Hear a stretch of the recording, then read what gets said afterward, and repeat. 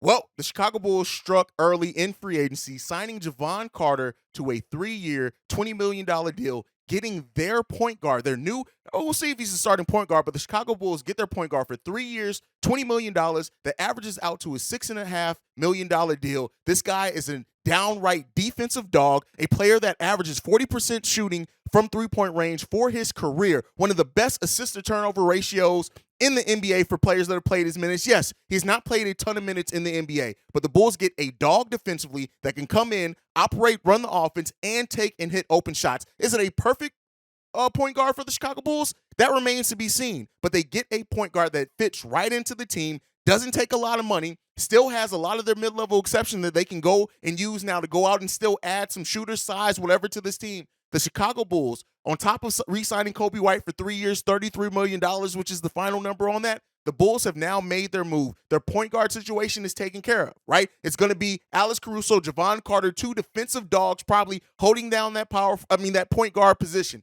Now we'll see what the Chicago Bulls do going forward with the rest of free agency, but at least right now, day one, they have struck. They've made their move for their point guard. They get a guy who's basically from Chicago to start at that point guard position. Is it the Chicagoan point guard that a lot of Bulls fans wanted? No, not necessarily, but I do think that it's one that's going to pay off big time for the Chicago Bulls and give the effort that this team has much needed at that point guard position. This is a very team-friendly deal. Yes, 3 years, and I think there's an option on the third year. We'll see what that ends up bringing for that. But the Bulls have struck. They've made a move, and it's a decent one. And keep in mind, with the $6.5 million contract, this basically means that the Bulls can now still maybe find their starting point guard of the future because they don't have long-term big money tied into the point guard position. How Jevon Carter is going to perform for the Chicago Bulls, that remains to be seen. Let us know how you guys think and feel about what the Chicago Bulls have done with this point guard situation.